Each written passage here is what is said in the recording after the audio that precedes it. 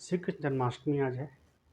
तो उस कृष्ण जन्माष्टमी पे आज आप लोगों से कृष्ण भगवान के बारे में कुछ शेयर करना चाहते हैं। ठीक है। और शेयर करने से पहले उनके जो उनके उनके कुछ कही बातें हैं जो पूरी लाइफ आपके लिए इतना इम्पोर्टेंस है। उनके बारे में कुछ 5 पॉइंट ऐसे हम बात करेंगे। ठीक है। तो हम सबसे पहले उनसे पहले हम कुछ और बात करना चाहते हैं कि आज कृष्ण जन्माष्टमी के दिन बहुत सारे ऐसे पेरेंट्स होंगे जो अपने बच्चे को, ठीक है, अपने बच्चे को श्री कृष्ण भगवान के रूप में उनको उनके जैसा वस्त्र धारण करवाएंगे, हाथ में बांसुरी देंगे और फिर मोर पंख उनके सर पे लगाएंगे। और उस चीज़ को देख करके लोग बहुत सारे अच्छे लगते हैं। वाकई में करना चाहिए इस तरह की चीज़ें। ठीक है। उससे हमें अपने बारे में, अपने धर्म के बारे में बहुत पता तो चलता है।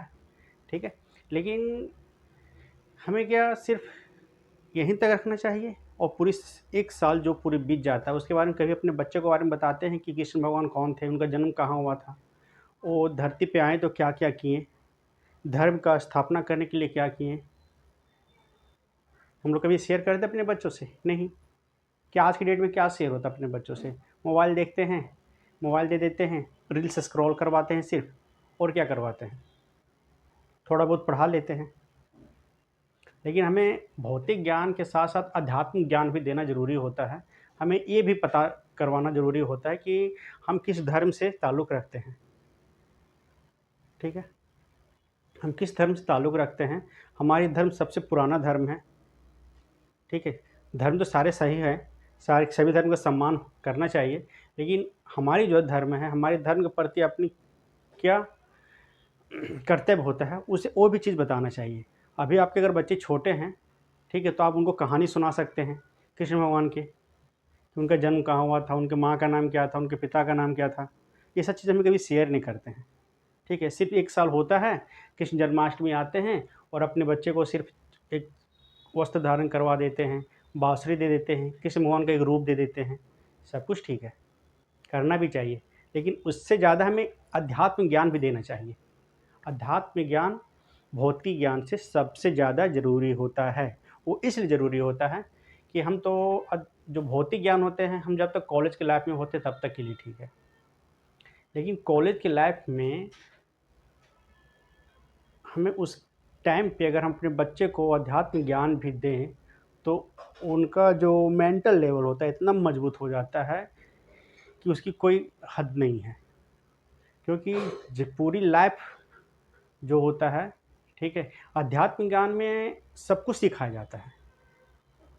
हमने जो पढ़ा भौतिक ज्ञान लिया है उसकी यूज़ तो पूरी लाइफ सिर्फ कॉलेज तक ही, उसके बाद तो कहीं यूज ही नहीं है। ठीक है। तो हम अपने बच्चे को भौतिक ज्ञान के साथ साथ अध्यात्म ज्ञान भी दें। ठीक है।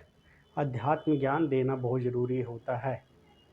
ठीक है। अब चलो बात करते हैं कृष्ण भगवान की कुछ ऐसी बातें जो उनके द्वारा कहा गया है और पूरी लाइफ आपकी जीवन में वो लागू होता है। पहला बात क्या है कि परिस्थिति कोई भी हो, परिस्थिति किसी भी तरह हो, ठीक है, टाइम बुरा हो या अच्छा हो, वो परिवर्तनशील होता है, वो चेंज होते रहता है। ठीक है। तो आप अपने चेहरे से, अपने चेहरे पे मुस्कुराहट बना के रखें, क्योंकि आप परिस्थिति आपका जैसा भी हो, आप अगर स्वभाव में शांत हो, ठीक है, और अगर अपनी परिस्थिति से बुरा परिस्थिति हो, बुरा परिस्थिति में अगर उससे हम कैसे उसका मुकाबला करें, वो आप डिप्रेशन में रह कर के नहीं कर सकते हैं। आपको शांत भाव में रहना पड़ेगा। ठीक है। और चेहरे पे हमेशा मुस्कान के साथ रखना पड़ेगा, चेहरे ग्लो रखना पड़ेगा, क्योंकि टेंशन तो है ही ऑलरेडी। ठीक है। अगर डिप्रेशन में हो तो टेंशन ही होगा, तभी तो डिप्रेशन में हो। तो उस चीज़ से निकलने के लिए हमें ये सब चीज़ों को ज्ञान लेना पड़ेगा, क्योंकि हर चीज़ का ज्ञान गीता के अंदर दिया गया हुआ है। ठीक है। आप सोचो कि कृष्ण भगवान का जन्म कहाँ हुआ था? जेल में, मथुरा के अंदर। ठीक है। बचपन से ही उनका, बचपन से लेकर के जब तक उनकी एक समय था तब तक वो संघर्ष पे ही थे। भगवान थे, भगवान विष्णु के रूप थे। ठीक है। तब भी वो उनका लाइफ में संघर्ष खत्म नहीं हुआ, तो हम लोग तो आम इंसान हैं, संघर्ष कैसे खत्म हो सकता है? जब तक हम लोग जिंदा हैं तब तक संघर्ष बना रहेगा। ठीक है, आप संघर्ष मुक्त तभी हो सकते हैं, ठीक है, जब आप जीवन के लास्ट स्टेज पे आ गए हैं, माने खत्म, आपकी जीवन लीला खत्म हो गई है, तब आप मुक्त हो सकते हैं।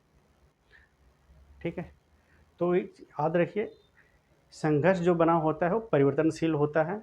समय खराब बुरा आते रहेगा, जाते रहेगा। ठीक है, ये रुकने वाला है नहीं। ठीक है, कभी क्या होता है कि आप बहुत अच्छे लाइफ जी रहे हैं, कुछ सेकंड के बाद आपकी लाइफ डिप्रेशन में आ गया। दूसरी बात आप क्या रखें कि क्रोध को कंट्रोल रखें अपने अंदर। ठीक है, ये क्रोध क्या करता है? आपकी बुद्धि को भ्रष्ट कर देता है। ठीक है, ये क्रोध आपकी बुद्धि को भ्रष्ट कर देता है, आप किसी काम के लायक नहीं रह जाते हैं। आपको अपने आप को कंट्रोल करना ज़रूरी होता है आगे बढ़ने के लिए। ठीक है, आगे बढ़ने के लिए आपको किसी भी पॉइंट परिस्थिति में आगे बढ़ने के लिए, चाहे परिस्थिति आपका जैसा हो, आप अपने आप को कंट्रोल करो, अपने गुस्से को कंट्रोल करके रखो। वो बहुत बड़ी ताकत है, उसकी यूज सही जगह पे किया करो।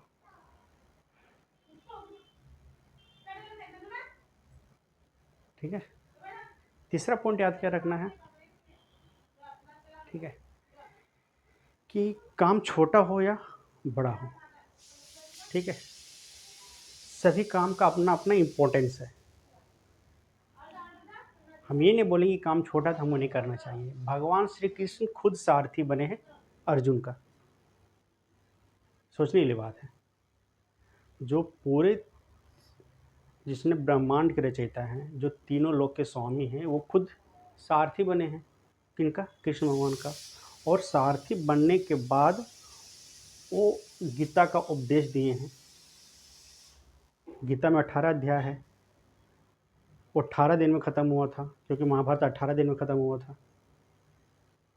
ठीक है, तो कोई भी काम छोटा बड़ा होता नहीं है। अर्जुन का सारथी बने कृष्ण भगवान, और कृष्ण भगवान सारथी होने के बावजूद भी, ठीक है, वो जो भी काम किए सारे लगन से किए, अच्छे तरीके से किए। ठीक है, चौथा काम क्या है? चौथा पॉइंट, कोई भी कूटनीति सीखी उनसे। कूटनीति, भगवान श्री कृष्ण ने हमें कूटनीति सीखना चाहिए। एक बार की बात है कि वो कर्ण को, जब कर्ण जो थे वो दुर्योधन के पक्ष में जब चले गए थे, ठीक है, तो उनको तो पता था कर्ण के बारे में कि एक ही ऐसा योद्धा है, ठीक है, जो पांडवों को हराने में सामर्थ्य रखता है, अर्जुन से लड़ने में सामर्थ्य रखता है। ये इन्हीं को पता था, सभी को पता था। और एक चीज़ इनको ये पता था कि ये कुंती पुत्र है, और बाकी किन्हीं को उस वक्त तक पता नहीं था। सभी को पता कब चला कर्ण के बारे में, कुंती पुत्र है, वो जब कर्ण का मृत्यु के नज़दीक था तब पता चला था। ठीक है, तो उन्होंने क्या बोला था कि कर्ण को, आप एक काम कीजिए, आप अधर्मी का साथ छोड़ दीजिए, ठीक है, और आप पांडवों की तरफ आ जाइए। ठीक है, क्योंकि ये धर्म की स्थापना की बात कर रहे हैं हम लोग, तो आप अधर्मी के साथ छोड़ दीजिए, क्योंकि कृष्ण भगवान और अर्जुन के बीच में काफ़ी अच्छा बॉन्डिंग था, काफ़ी अच्छे दोस्त थे एक दूसरे के। ठीक है, काफ़ी अच्छे दोस्त थे एक दूसरे के।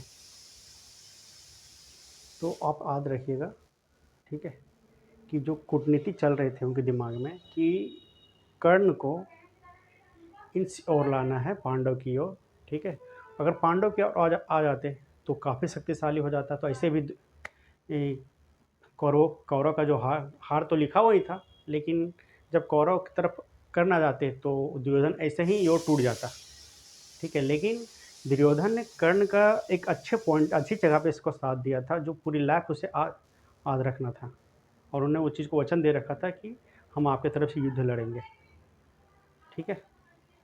तो लास्ट में कृष्ण भगवान बताते हैं कि आप कुंती पुत्र हैं और ये सभी आपके छोटे भाई हैं। ठीक है। अब देखो कूटनीति कैसे चलते हैं वो सब, कूटनीति चलते हैं ना। और देखिए कूटनीति कैसे चले। जब अर्जुन और कर्ण के बीच में लड़ाई हो रहा था तो कृष्ण भगवान युद्ध क्षेत्र को छोड़ के चले जा रहे थे आगे की ओर और दूर निकलते जा रहे थे वो, ताकि कर्ण और उनके पीछे पीछे आए, कर्ण उनके पीछे पीछे आए। ये तो कूटनीति था ना, लड़ाई तो वहाँ भी हो सकता था, लेकिन उनको और पीछे लेते आए, क्योंकि उनको पता था कि ये तो इनका भाई है।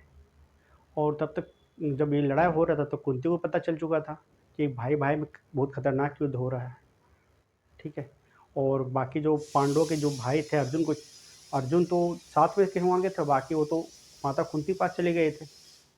जब उनको वो पता चला कि वो उनका पुत्र हैं, भाई हैं, कुंती, वो पांडव सारे कर्ण के भाई हैं, तो तब तक इतना दूर निकल चुके थे कि कृष्ण के द्वारा कृष्ण का जो अर्जुन की तरफ इशारा था कि आप इनका वध कीजिए। ठीक है। अगर ये दोबारा से धनुष इनके हाथ में आ गया तो आप इनको हरा नहीं सकते हैं। ठीक है। सारी कूटनीति चलते आए। ठीक है। लेकिन धर्म की एक सही काम के लिए, धर्म की स्थापना के लिए, उन्हें अधर्म का नाश करने के लिए। ठीक है। तो ये चीज़ याद रखिएगा कि कूटनीति जो होता है, कूटनीति चलिए लेकिन अच्छे काम के लिए चलिए। ठीक है। क्योंकि धर्म की स्थापना करना था भगवान कृष्ण को। ठीक है। और अगर वो कूटनीति नहीं चलते तो दिक्कत हो सकता था, क्योंकि पांडव मोह माया के जाल में फंसे हुए थे कि सब मेरे अपने हैं, मैं इनके ऊपर तीर धनुष नहीं चला सकता, मैं इनको मार नहीं सकता हूँ, ये सब मेरे अपने हैं, कोई मेरे दादा हैं, कोई मेरे चाचा हैं, कोई मेरा भाई है। ठीक है। तो इस चीज़ में फंसे हुए थे वो। वही तो कृष्ण भगवान इनको उपदेश दिए गीता के अंदर कि कोई तुम्हारा कोई नहीं है, ये सब कुछ घटना हो चुका है, बस तुमको सिर्फ इसका रोल निभाना है।